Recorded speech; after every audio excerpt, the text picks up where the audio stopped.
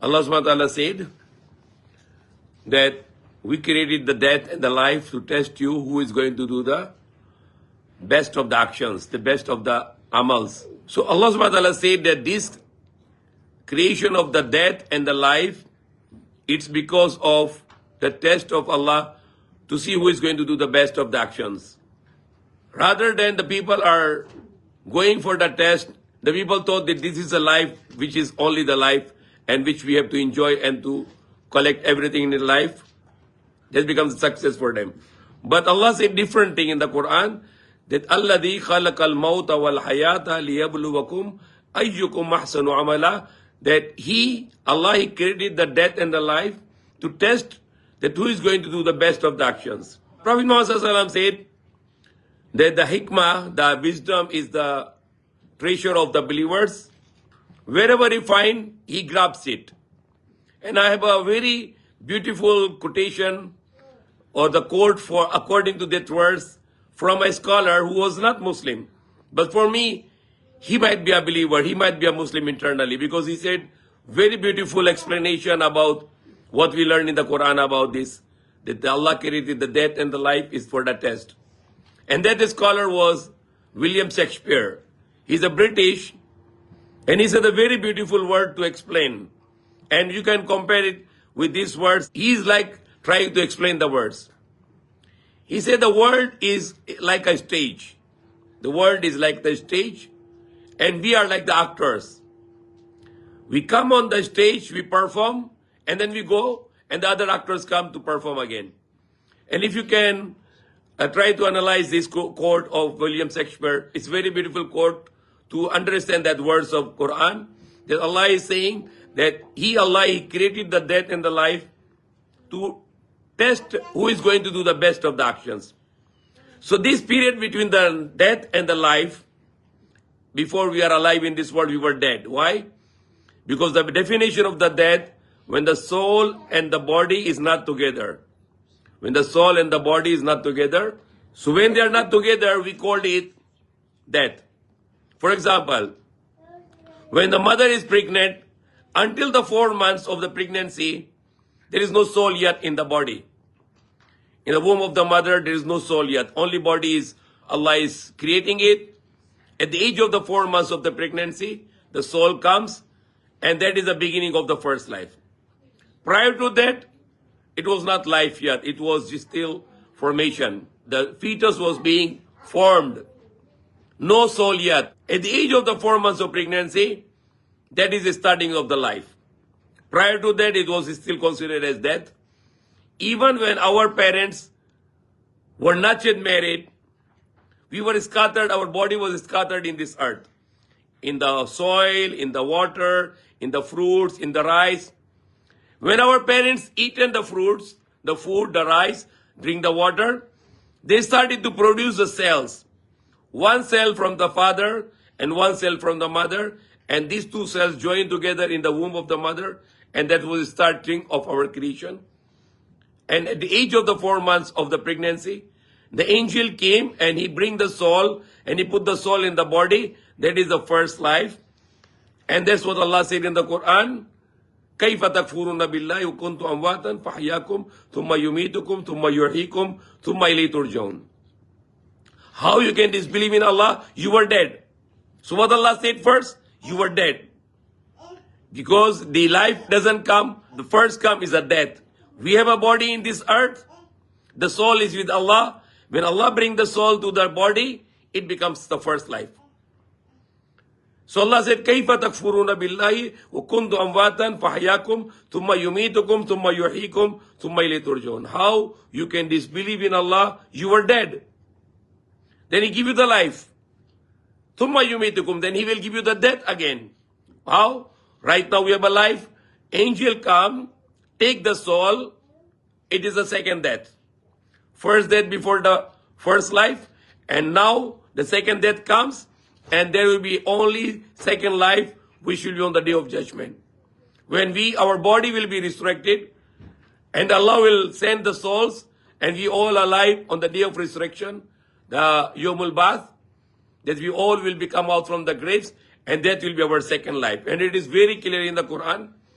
If you go to the Surah number 40, verse number 11. Very easy to remember. Surah number 40, verse number 11, where Allah said, قَالُوا رَبَّنَا أَمَّتْنَا سْنَتَيْنِ وَأَحْيَيْتَ سْنَتَيْنِ فَاعْتَرَفْنَا بِذُنُوبِنَا فَهَلْ إِلَىٰ خُرُوجٍ مِّن سَبِيلٍ. The disbeliever will say in the hellfire, قَالُوا, they will say, our Lord, you give us 2 times death and you give us 2 times life. We accept our sins. Okay, is there any way to go out from the hellfire? So the disbeliever will say in the hellfire to Allah that you give us 2 deaths and 2 lives. Now we accept our sins. Is there any way to go out from the hellfire? No. Because it is a time for us to decide, are you going to the hellfire? Are you going to the paradise? When someone died, we are crying. But that person is already finished his test. Now he is waiting for the result on the day of judgment. Who we should cry? We should cry for ourselves because we don't know what will happen to us. Are we going to pass? Are we going to fail? Because Allah said, this life and the death is for the test only. The test is that you are going to be pass or are you going to fail? If you do the good things, you are going to be pass. If you do the bad things, you are going to be fail. There will be a day of judgment is a weighing scale. The good deeds and the bad deeds. If your good deeds are heavier, the weighing scale of the good deeds is heavier, you will go to paradise. But if your bad deeds are heavier, you will go to hellfire. So that is all about the test. So the person who died, if he died as a good person, believe in one Allah, one God, the infinite God, and he do good things, pray, fast, giving charity, obligatory and non-obligatory charity, doing the Hajj and Umrah. But more important, what was his behavior to the people? Because Allah is not going to accept our iman, our salah, our fasting, our charities, or our Hajj and Umrah if you don't have the good character. You see Allah in the Quran. For example, if you have a good iman, then you should have a good character. Because your character can determine if you have a good iman or no good iman. Because you can see a people, they are praying 5 times a day and they are fasting, they say we are giving charity. But the Prophet is not judging them because of their salah and because of their fasting, no, or because of their charity, no. What the Prophet said, the worst of the disbeliever is the munafiq, the hypocrite. The hypocrite is the worst of the disbeliever. Kafir is better than munafiq. The mushrik is better than munafiq. Because munafiq is the person, he is a disbeliever, but in front of you he said, I'm a believer. He's hiding his disbelief in the heart and he's showing up to the people that I'm a believer. And he's a munafiq, he's a hypocrite. And what the Prophet said, the munafiq is the one who don't pray or don't fast or don't give charity or don't make Hajj and Umrah, no. Prophet said, the 3 greatest signs of the munafiq, the hypocrite. Whenever he speaks the lie. Whenever he promises, he breaks his promise. And whenever you trust him, he betrays you. He deceive you. He cheated you. And these all the 3 are related to our character. All 3 are related to our character. So you say, I'm a believer, I believe in Allah, but you always speak a lie. You always break your promise. You always cheat people in the business, in the sports, in whatever field. Even though you say believer, but you have a complete signs of a munafiq. What is another sign of the munafiq? Prophet said, whenever he is angry, he speaks the bad words. That is another sign. So example, if you have another sign of the munafiq, then you have 4 signs of munafiq. You lie always, you cheat people, you break your promise, and when you are angry, you speak the bad words. So our iman is not related to our amal. Our iman is related to our bad attitude or a good attitude. If you have a good belief, then all comes out is a good words, good actions from you, the good character from you. If you have a bad belief, you're just showing off to be a believer, then all the attitude, the akhlaq will come out, will be bad akhlaq, the bad attitude. Even the salah, if I want to check my salah is good or not good, if anyone can ask me, can you tell me if my salah is accepted by Allah or not? What is the answer? Allah said in the Quran, Inna salata tanha anil fashai wal munkar. Wala zikrullahi akbar. Wallahu ya'lamu ma tasna'un. Allah said in the Quran, surely the salah can stop you from the evil and from the shamelessness. Allah said this. It is very clear. Allah said, Inna means surely. The salah can stop you from shamelessness and from evil, from the bad attitude. When your salah is not making you a good person, you have a bad manners, you speak bad to the people, you backbite to the people, you hate to the people, you angry to the people, you shout at the people, you insult the people, you lie, you cheat, you break your words, you say bad words, it means your salah is not working on you. Allah is not accepting your salah because your salah is not making you a good human being. Your salah is not giving you a good character. Your salah is not giving you to making you a person who is of shameful and not shameless. So what is your salah now? Your salah is just exercise. You're just doing some exercise. Stand up, sit down, lie down, bow down, and put your head on the. You just like you're making a push-up only. What about the fasting? The Prophet Muhammad said, if you're fasting and if you don't make a good person, you don't have the good character, then Allah is not in need of your hunger and Allah is not in need of your thirst. So fasting is not going to accept if it's not make you a good human being. What Allah said about the charity, it is better just say a good word rather than to say give the charity followed by a insulting word, the hurting word. You give somebody charity and you said you are shameless, you always ask money. You have no shame on you. So Allah is not accepting your charity. Allah said, rather than the charity which is followed by a hurtful word is just to say a good word. So this is a all explanation in the Quran, in the Hadith, that our character is very, very important. It can determine our good iman and our good amal if you have a good character. And the people who have a bad character will not go to paradise. Because if these people will go to paradise, they will make paradise like a hellfire. For example, the Prophet Muhammad said, the qate will not go to paradise. Who is a qate? The qate is a person who led two people to fight. He go to other one person, backbiting the other person. He go to other person, backbite the other person. And he led these two people to fight. Two brothers who fight or two sisters who fight. Prophet said this person will not go to paradise. Why? Because if Allah will bring this person in the paradise, He will start people to fight in paradise. So Allah wants to choose the best character people to entitle them to go to paradise. And not the bad character people. People are, now fasting is very near. End of this month, maybe they're starting fast. People are too much questioning. If I take 1 drop of water, my fast break or no break. If I take injection, my fast break or no break. Keep on questioning about the physical aspects of fasting. You know, sometimes people keep on spitting that they don't want to swallow the water after ablution. And they are always worried about their valid or fasting or not valid.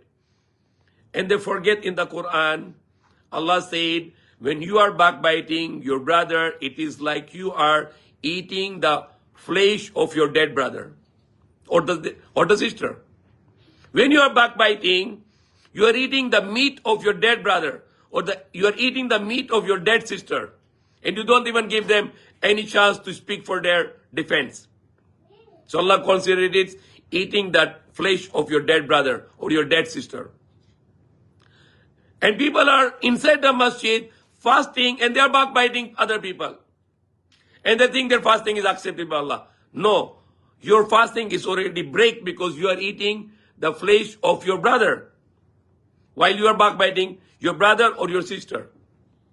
And people are not worried about it, but they are worried about water. And they are worried about, the Prophet said, even if you are mistakenly eating the food, you forget you are fasting, and the Prophet said your fasting is still okay, because you are eating mistakenly only. Even you eat, and now you remember, oh, I'm fasting. Okay, stop eating now. Go and rinse your mouth, clean your mouth, brush teeth, and then okay. The Prophet said it is a risk from Allah for you. You forget, you eat, it is a risk from Allah for you. Even if you eat mistakenly, Allah will accept your fasting. But Allah will not accept your fasting when you are backbiting your brother, your sister. Prophet said if you are fasting, don't fight. And then if the person is still insisting you to fight, tell him, I cannot fight with you because I am fasting. So Islam is teaching us good character. The people who left now, whatever they did, you will know them when people are praising them. Oh, this my grandmother was very good. She did very good to me. My mother was very good to me. You always talk good things about your mother, your father, your grandmother. Then that shows that they were good people, because you remember them. You remember their good memories. You know how beautiful character that person has to you in your life. That's why you always remember her. You remember him. And that is the proof that the people were going with the good amal and good akhlaq. But when you see the people who are hurtful people, hateful people, they hate people, they keep the hatred in the heart, different thing. You will not feel good memory about them, because what you remember is the bad memories from them. And we are not, our scholars, our lecturers, they are not teaching these things. Even I quoted this many times, this hadith of Prophet Muhammad Sallallahu Alaihi Wasallam. Also in the Quran, one of the name of Allah is Al-Wadud, the loving God, or the one who gives love to everyone. And He teaches us to love, and He gives the love in our hearts. The parents, they love too much to their children. Why? It's natural. Allah put the love in the hearts of the parents. For example, father, mother, when children, their son, their daughter is crying, where they get the pain now? If our children cry, we get the pain in the heart. It is natural. Allah put the heart, love for the children. If our children cry, middle of the night, any moment, what happened? Our heart get pain. We feel painful in our heart. But if you are in some place and you are in airplane or somewhere, another child cry, you don't get the pain in the heart, you get pain in the brain now. You get headache too much. Why this child is crying? Why? He's not your child, because it's natural. Allah put the love in our hearts. But for us, being a good character, like Prophet teach, when you listen, a child is crying, don't say you have a headache. Try to see how I can help this child. For example, one day the Prophet ﷺ was praying in Salah with Jamaat, and he's leading people. And suddenly, he started to pray very fast. And he very quickly finished the Salah. Assalamu alaikum tullah, assalamu alaikum tullah. His companions were surprised. Ya Rasulullah, is it Salah become short now? He said, no. I heard a child was crying, and I want to finish the Salah very quick so the mother can get the child. Can you imagine this? He don't get headache for the child crying. He don't shout, he don't angry. You know what happened today in the many Muslim country, when child is making cry or noisy or shouting, people angry too much. Don't bring your child. He is disturbing our Salah. It's not the Muslim way. It's not the way of the Prophet Muhammad. What he did, when he heard the child is crying, he make it Salah very quickly. And he said, I make Salah quickly so the mother can get the child, to take care of the child. That is the character of the Prophet Muhammad. And that's what we should follow. And not to be with bad character, with bad attitude. The Prophet Muhammad said, my mission to come on the earth is to make the perfection of the good character. His mission to come on the earth to make the good character. And you can see his life is full of character. What is the speciality of the Prophet Muhammad? Is the character. Allah said in the Quran, if you were harsh, people should desert you. But nobody want to go away from him. Why? Because he's loving. He's very very kind, he's very generous, he has a very good character, everybody attracts on him. So what he said? The Prophet ﷺ say about the love, you cannot go to paradise until you believe, and you cannot become a believer until you love each other. That is the basics of Islam. Our going to paradise in the next life is depend on our belief, and our belief is depend upon our loving each other. Now check now how many people you hate in your life today. Check now how many hatred in your heart today for how many people. And you are thinking you're going into paradise? No. Because Prophet said love. And he said that one of my greatest sunnah that you should follow is to clean your hearts for the people. Don't keep hatred for anyone in your heart. Clean your heart. Forgive everyone. That's what the Prophet is teaching us. But we are going opposite. We always revenge, always keep in the heart, always hatred, and always go against the love. Learn to love and learn to forgive and learn to forget also. Not to keep, you did this to me. No. Wipe it. Sweep out your all hatred in your heart and make it clean. We need to pass the test, because that is the purpose of our life, to pass the test of Allah, and the test is to follow the commandments of Allah and to follow the way of the prophets. Praying Fajr on time, it is a command of Allah, and we should not fail with this. Or you need to worry about the food you eat, if it is halal or haram. You need to worry about what are you committing, if it is halal or haram. This is all the test in our life that we need to follow and to pass. And if we don't pass, then we are losers. And if you are losers, you will go to hellfire. This life is temporary. Another life, the next life, the last, al-akhirah. Awal is this, awal, the first, and akhirah is the last. We don't have third life, only two lives. This life called in the Quran, awal, wal al-akhiratu khayrun laka min al-ula, and akhirah, the holy or the last, is better for you than the first. And wal akhiratu khayru abqa, the akhirah, your last life, the holy boy, mas mabuti at walang hanggang. It's forever, abqa. It will live forever.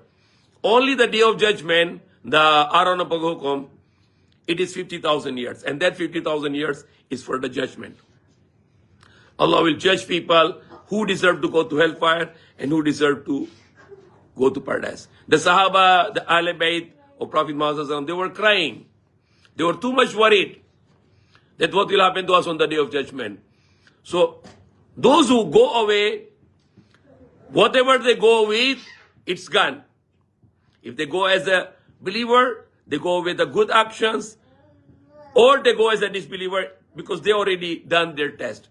It is much more for us to worry ourselves that how we can pass this test of the life, because Allah said it, الَّذِي خَلَقَ الْمَوْتَ وَالْحَيَاةَ لِيَبْلُوَكُمْ أَيُّكُمْ أَحْسَنُ عَمَلًا. That He who created the death and the life to test who is going to do the best of the actions. So we need to struggle it. May Allah guide us, may Allah forgive us.